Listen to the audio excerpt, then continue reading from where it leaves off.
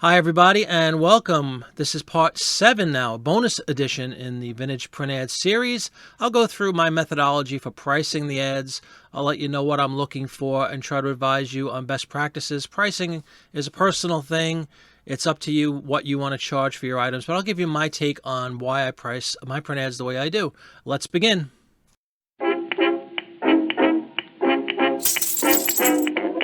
When it comes to pricing my vintage print ads for sale on eBay or any other platform like Etsy, which we do sell on as well, I generally consider three main factors. The first of which would be the condition of the ad itself. Condition is king in most anything that you try to sell, and it's always the number one consideration when it comes to pricing your ads. It even is a major consideration as far as whether or not it's even worth listing the ad.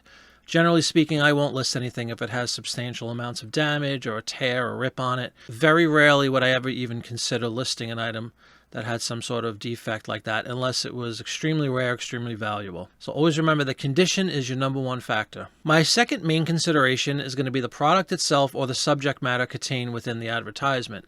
Certain products are more popular than others, certain products are scarcer than others, and all those things will weigh into how I price the vintage print ad. The third factor, and it's probably the least important, honestly, is the age of the ad. Sure, an older item would probably sell better, especially if it's in really good condition. But again, if those first two conditions aren't met, it really doesn't matter how old it is. But if we have met those first two conditions and we found an interesting subject matter or product and that the ad is in great condition, then we can go ahead and factor in that age element, and it will certainly add to the value if it's older rather than newer.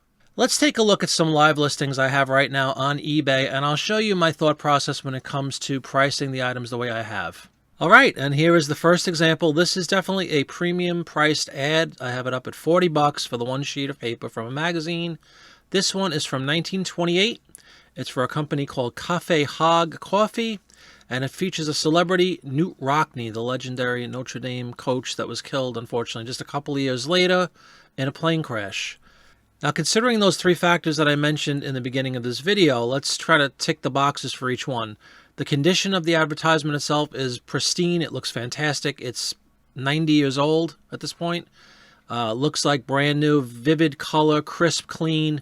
There's no tears. There's no staining on it. So that all-important condition factor has indeed been met with this ad. The second factor that I mentioned was the product and the subject matter. Now, in this case, we have a company called Cafe Hog, is a coffee company. Not something you see every day, certainly anymore. I'm not even sure if they exist anymore. Somebody can check that and let me know in the comments below. I'd appreciate it. But it's most definitely a unique coffee company, so that is a very important factor that's been met.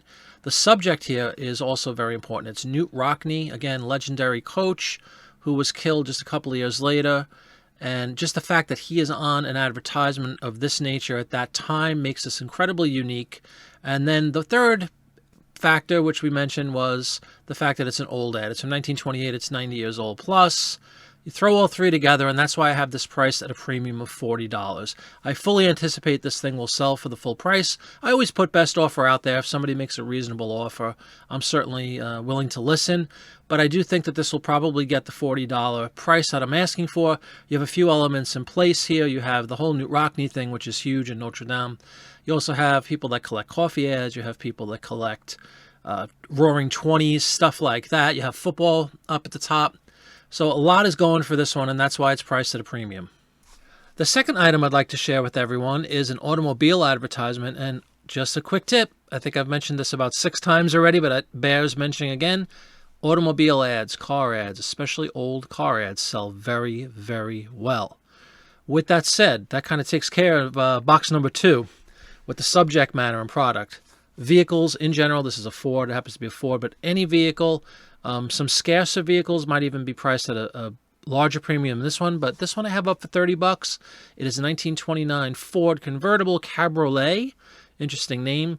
This thing has a lot going for it. Condition, as you see again, pristine ad, especially consider it's 90 years old. Fantastic condition. There isn't even really any age toning on this. It's very vivid. It's very bright. It's very clear. The image itself is appealing to a lot of people. Getting to that second factor with the brand, you have Ford in there. It's an interesting scene for sure. It is of a fox hunt. You can see a gentleman with a red coat on the horse and a bunch of hounds Below him, there's also a church steeple in the background, but the subject matter is interesting and appealing to a lot of different collector groups. You're going to have, of course, the car buffs. You're going to have people that are into horses might be interested in this. People into hounds might be interested in this. People into collecting items pertaining to fox hunting could be into this. So it really hits a lot of buttons for a lot of different collector groups. That's why this one is priced accordingly. $29.99, another one I fully expect to sell at this premium. This next one is really a prime example of an advertisement that hits all three of those factors that I mentioned and keep mentioning. It's in perfect condition. It looks like it's brand new. It's actually a centerfold ad. It folds out in the middle, as you see, and it's not ripped, which is kind of unique just unto itself. Subject matter, Christmas. You actually have more than one subject. You have Christmas, you have Santa Claus in there, and you also have the all-important World War II aspect. World War II advertisements, for those who haven't heard me say it before, I'll say it again, huge bolo. Anything from the 40s, especially 40 to 45, late 1940 I should say, to 1945, is going to be a major bolo. Those advertisements sell extremely well, almost regardless of what the subject is or the product is, just because it's a World War II era ad, specifically if it mentions something to do with the war effort, like this one does. In the writing that the looks like the birds are holding or something on the right side of the advertisement, below the word Firestone, it mentions to buy more war bonds. That's another bolo. If you see any advertisement that has that, buy more war bonds. There's a lot of collectors that are into that kind of stuff. So this is a golden one. I have it at $24.99. Probably could raise it if I wanted, but we'll keep it there. See what happens with it. It's a 2-page ad, so right out of the gate, that's a premium.